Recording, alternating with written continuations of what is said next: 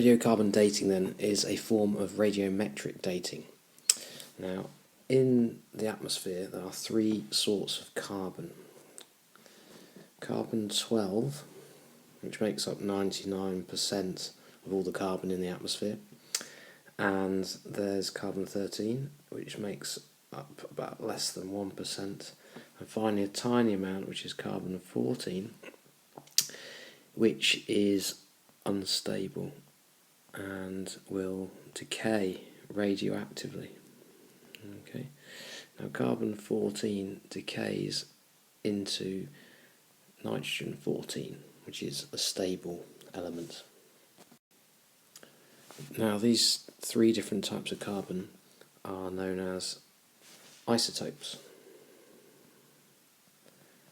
and they will all form or combine with oxygen to form carbon dioxide in the atmosphere. Some molecules of carbon dioxide will have carbon-12 in. For example, in this molecule of carbon dioxide, you can see we have two oxygens, and here is a carbon, but this will be carbon-12. A tiny minority of carbon dioxide molecules will have the carbon-14 element in it. So in this molecule of carbon dioxide we have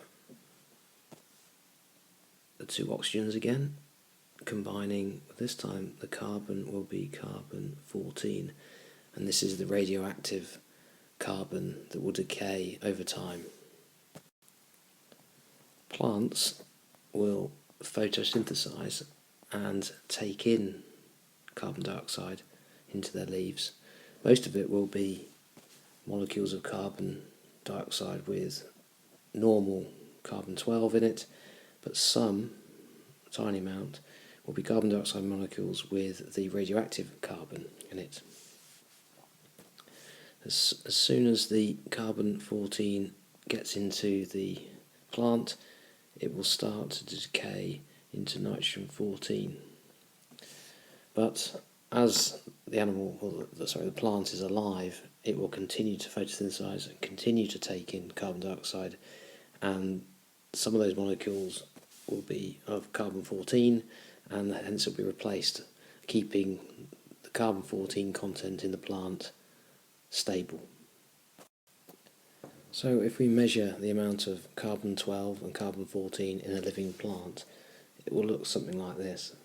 So over time there will be 100% carbon-12, this doesn't decay and keep being replaced, and there will also be 100%, just right underneath this line, but it's 100% carbon-14 because that's being constantly replaced as well.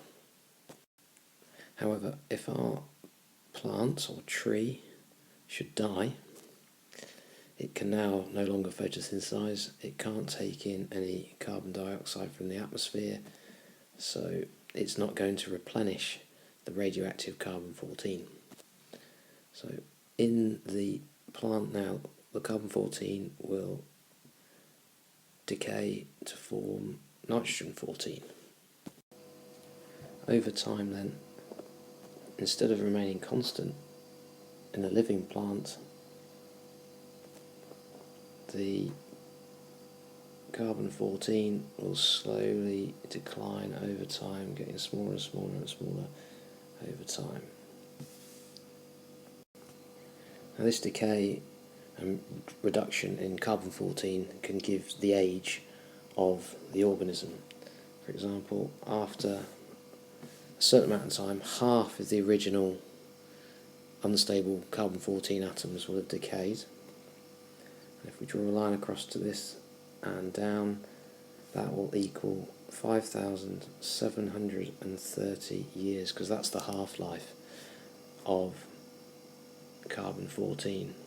It takes 5,730 years for approximately half the original unstable carbon-14 atoms to decay into nitrogen-14. if we half that again, so we're now down to 25% of the original carbon-14, and draw our line across, we have add another 5,730 years, so that is now 11,460 years, and that equates to 2 half-lives. We can go down again here to 12.5%, so that will be a line drawn across here and down. We can add another 5,730 years, which comes to 17,190. So it takes 17,190 years for the carbon-14 to decrease by half and then half again. If you notice at the same time, I've not rubbed out the blue line here, but the carbon-12 remains the same. And scientists can measure the ratio between the amount of carbon-14 in an organism that's dead and the amount of carbon-12 in there, and give a date in thousands of years. Now, this technique can only work in